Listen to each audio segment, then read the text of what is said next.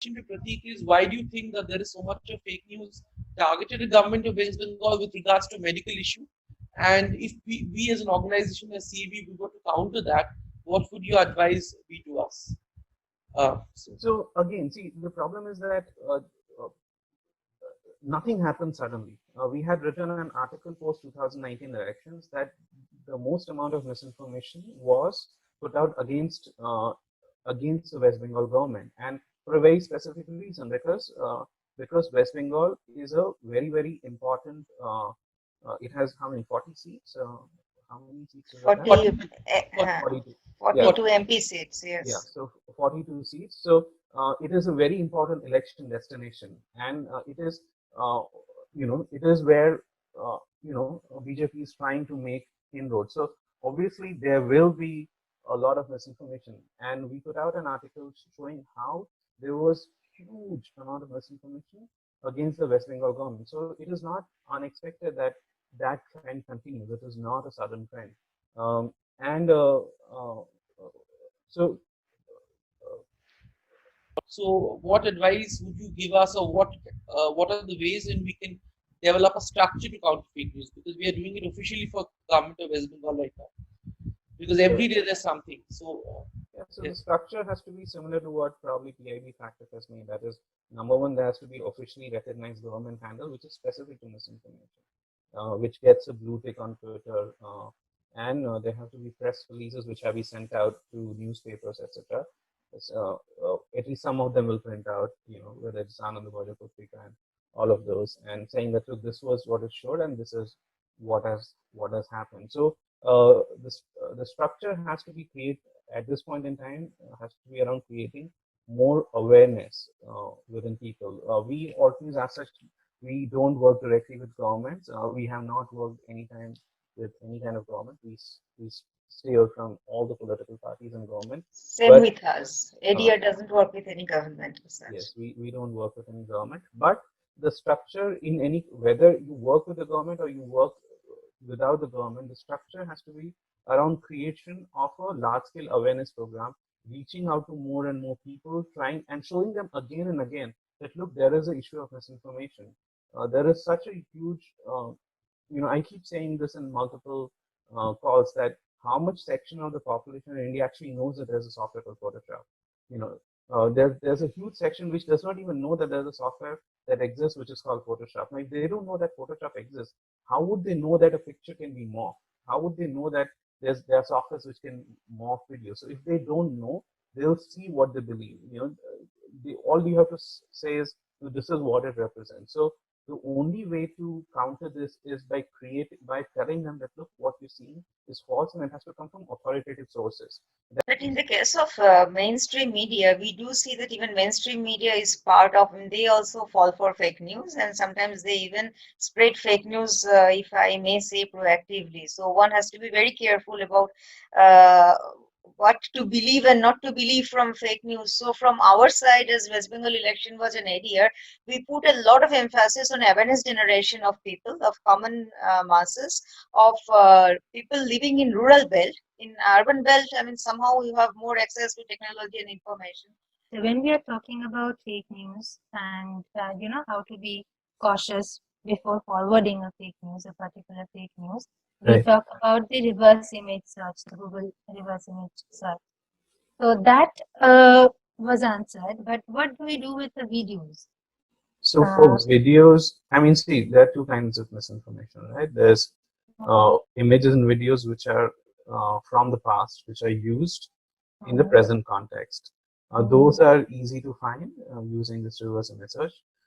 In case of videos, what you do is you download a software called Invid, INVID. Invid. Okay. If you look at Invid fake news detector or something, I think that is what it is called. It's a Chrome plugin.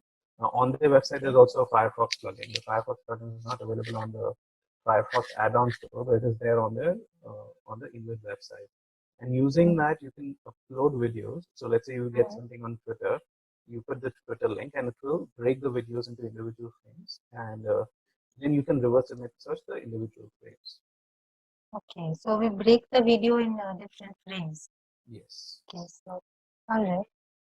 So can that be done over phone as well if someone does Over not have phone, access to? any of all of this is very difficult over the phone. That is the Mm, problem. Any kind of forensics, digital forensics is mm, extremely difficult on the phone. You typically want to have a laptop or mm. this laptop or a desktop. If Alt News also, arranges for any kind of trainings for youngsters, how to be safe over social media. Uh, So we on something that from the point of from the point of view of misinformation, we do talk about online safety, but we haven't really done much of online safety uh, training. Uh, mhm, and typically, we ourselves, what we can advise in is that if you are in the middle of trolling, because I get trolled every single day, especially on Twitter. So what we can advise is, how to stay sane even despite all the trolling. But how to avoid trolling, probably we are not the best because uh, we are a little outspoken on social media and things like that. So there is no, you know, you if you're outspoken on social media, you will always be trolled. So that is a given. See, if you want to express your views, mhm, then you have to mentally be strong enough to know that this is the age of social media. Social media companies haven't done enough to not, to discourage trolling. I mean, in terms of technology, etc. So you will always be trolled. So if you want to put something out, you have to sort of, uh, strengthen your resolve that okay, this is going to happen, and then we can tell you what to do. I mean, so I mhm, think what we can advise is what can you do to keep yourself sane and speak out. So there are, typically if I put out a tweet and if it offends anybody, there'll be anywhere between 1,000 to 1,200 responses to a single tweet. So I mute people. I mute a lot of people. On an average, I mute about 20 people a day. And I don't think, I just do it very manually, mechanically, mhm, uh, because I don't want to read what they're writing. I have certain keywords. If they address me with any of those phrases, then I just mute, mute, mute, mute, mute. And I do that irrespective. So I take out time during the day, like 10 minutes during the day on Twitter, and I just keep muting people. On Facebook, I block. So those are things, but you have to be sort of dispassionate about it. It is difficult. I'm not saying it. Uh, these search engines have indexed certain thumbnails, certain frames on the video. Let's say whenever you upload a video to Twitter or YouTube or Vimeo or Dailymotion, any of these video hosting platforms, what these platforms do is that they will always create a thumbnail. When you look at a video, you'll see one image to start with. So they typically create multiple thumbnails, and those thumbnails are indexed by the search engine. So when you're breaking down the video into frames and trying to reverse image search, the attempt mhm, is to hit upon these thumbnails which have already been indexed by the search engine. But this typically will work for old videos, slightly old videos. For new videos, what we do is we try to look for some signs, maybe a license plate, maybe a billboard, maybe a shop name, and then we try to find, okay, where probably this place is, and then talk to the local police station to find out what happened, what did not happen, and things like that. So that what you have to realize is that working on misinformation is not just digital tools. It also involves old-fashioned journalism. What mhm, digital tools will enable you to do is get the primary clue, the first clue that this probably has happened in this market in Calcutta, this incident. But then you have to talk to the locals, the local police, the local shopkeepers to understand, okay, what really happened, and then prepare a report around it. So it will only give you typically it will only give you a primary clue, especially if it is something which is happening in the present. If it is in the past, then you may find a news report about it. You may find this, and that way you can talk about what may have happened in that image or video. But things in the present, you will have to go back to old-fashioned journalism and ask people on the ground as to what happened here.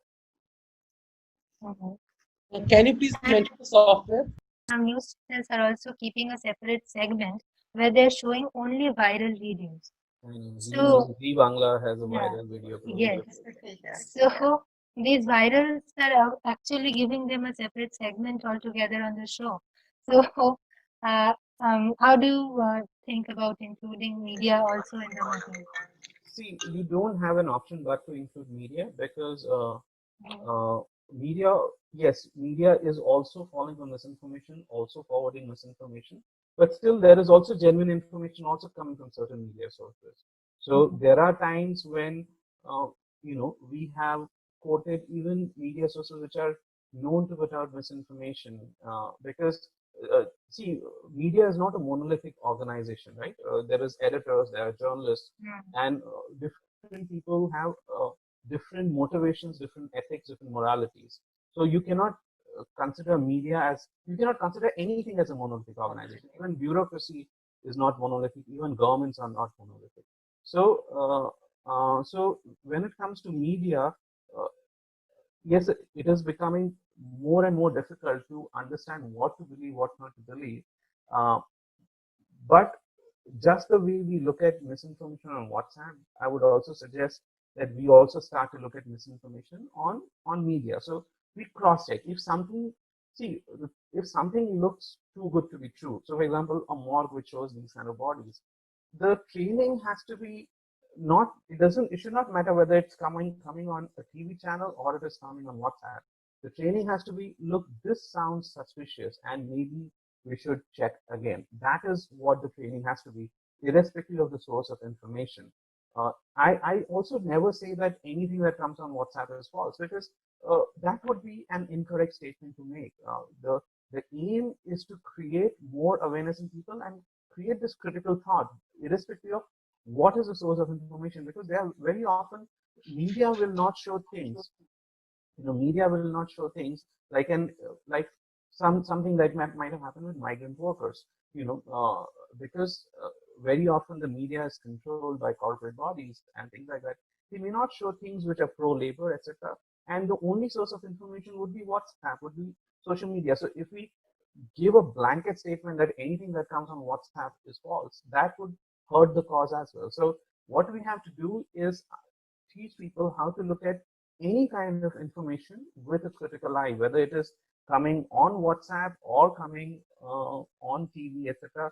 The main thing is, if it sounds, if it is touching a emotion which is causing, like fear, hatred, disbelief, that okay, this is happening. I mean, when you go into that elevated state of emotion, that is when you have to be trained to sort of step back and say that, let me look at this information again and whether it is true or not. It's Basically, basically, like take Pooja, everything. Yeah. basically what we are also trying to do in a small scale to make people aware, and basically telling them not to believe everything whatever they're Take receiving. everything with a pinch of salt, I guess. Yeah. Actually, to have a questioning mind, I mean, and to have that kind of uh, to be willing to devote that energy to cross check, to question and cross check, and then to believe or not to believe. But I mean, there is a tendency nowadays, I mean, due to several other reasons, that people like to believe easily.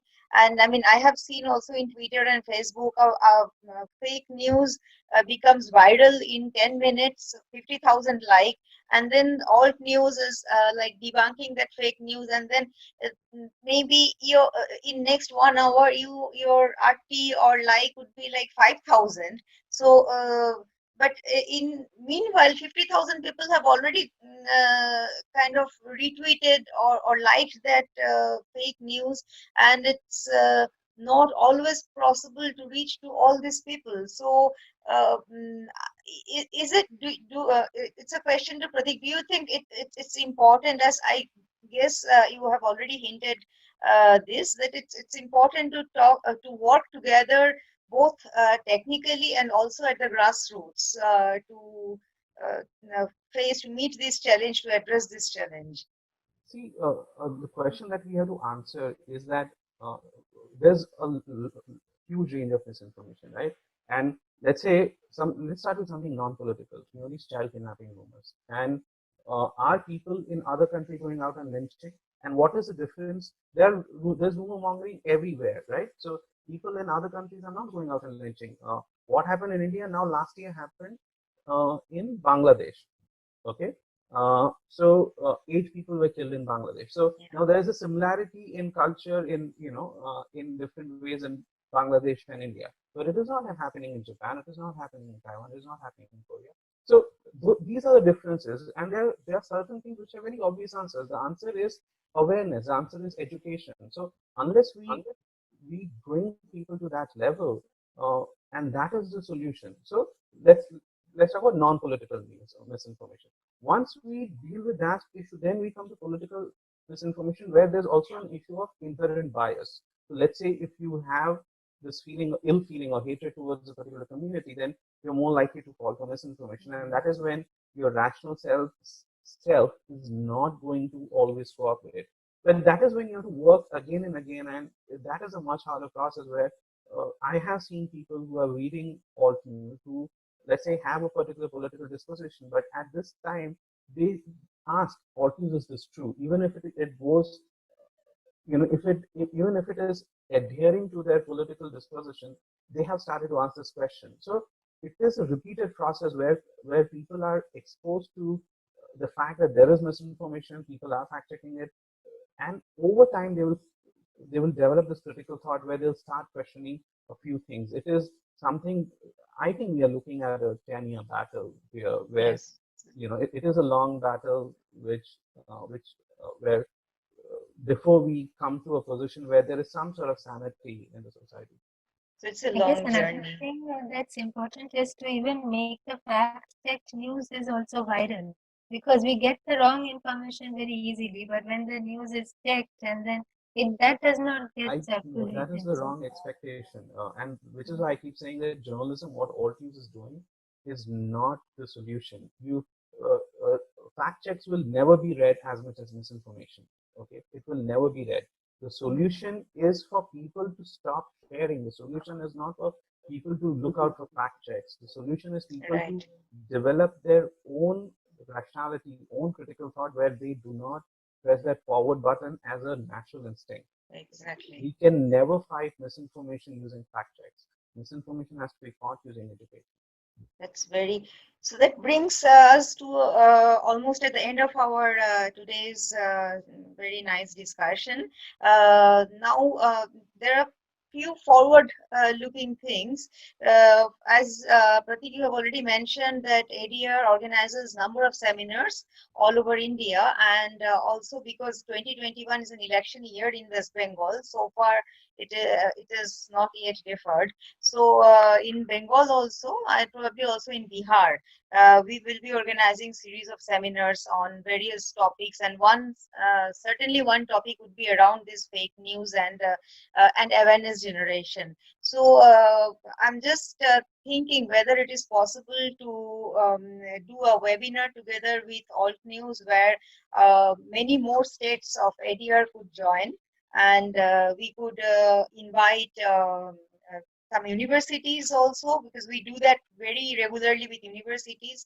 And so if we can plan in such a way that a couple of webinars could be done, and then certainly I will discuss more in ADR and in West Bengal election was, and we do feel the need of having a module and to have more training for the capacity building of our volunteers on this fact news and awareness generation of people. So, what do you think? What sort of scopes are there for collaboration? So I think, yes, I'm happy to be part of a webinar and talk to more of areas, volunteers, and people who work with ADR. But at the end of the day, we have to get down to sort of building curriculum, sort of maybe get some educationists in the loop as well, building a curriculum, a common curriculum, which could be a public curriculum, an open source curriculum, which other people can also use. It need not be, just between Right. all users and ADR. An open source curriculum, which can be used to and create material and refresh it periodically, course material which can be used for teaching these courses everywhere. Yeah, that's very interesting. I think whatever researches area has done so far, basically these are all in public domain for anyone to use. And if in future it is possible for ADR, Alt News, West Bengal election was together to develop something, so that would be for everyone's use, and it's no particular copyright for ADR or some other institution as such. And I have a finally, my question. I have a question. May I yes, say? please. Yeah, Pratik, as I said, we'll be organizing district-wise workshops to counter fake news which is circulating against minorities. So we would require some sort of technical help. So if we can get it from both ADR and Alt News, we would be more than happy because we are basically a public policy organization. But the technical aspects which you have spoken about, that is too technical. So if we can have some kind of collaboration, we are completely non-political, non-profit think tank. So there isn't any political bias whatsoever, but we would require some technical assistance. So if there can be something on that, both to you and Dr. Ali. So we can send you some material that we have created, handbook, some chota mota handbook that we have created. And yeah, so we are happy to help. It is just that we have a very limited capacity. As I said, we are only 11 of us you know, in all teams. So there's only so much we can do. But we are happy to share what we have currently. And Yes. that brings me to the last question almost. Do we expect to have a Bengali Alt News? We want to create one, but we don't have the money at this point in time. We want to, and it's something that I've been wanting to do for a very long time, but we don't have the money at this point in time to have all these things. But once we're able to raise some money, definitely we are hoping to have an office in Calcutta. I mean, in pursuit of developing your Bengal chapter, if any of us, the organizations which are there and supporting the similar cause, if we can be of any help, we would be more than glad to extend our helping hand. So, any final? So, I would give the floor back to Pratik for your final statement. Um, I, I'm not sure what to say, but yeah, I think I'm glad that we had this conversation, and there are people representing different organizations which are part of this conversation, and this just has to become a wider and wider conversation where multiple stakeholders come together and take and sort of talk about this issue because there are so many things at present which is being driven by misinformation. For example, whether it is the lynching of sadhus that happened in Palghar because there were rumors that there are robbers on out there, or whether it was migrant labor that came to Bandra station because a news channel sort of put out a not a very clear uh, news that there are it made it seem like their trains are going to open up and so many migrants were there. Even Indore, where attacks happen on medical workers, we an Indian Express uh, sort of push out an article saying that there was rumor mongering that only people in minority community are going to be quarantined. So we'll see that a lot of things that are happening around us are being driven by misinformation. So it is more and more necessary for people from different backgrounds, different disciplines, different organizations to come together, especially organizations which are working with the civil society, to come together and join hands. It's a really enriching evening. I'm looking forward to more such conversations with Pratik sir and Dr. Vaidyanath and of course ma'am Jenny Allen. So thank you all for joining today, and we look forward to less fake news being circulated each day. And stay home, stay safe amidst this coronavirus pandemic. Thank you. Thank you, Pratik. Thank you, Pooja. Thank you, Dr. Vaidyanath, for joining us today and for giving your time. I know all of you are very busy. Thank you, and I hope this is the beginning of a new journey, and we will keep walking. Thank you so much.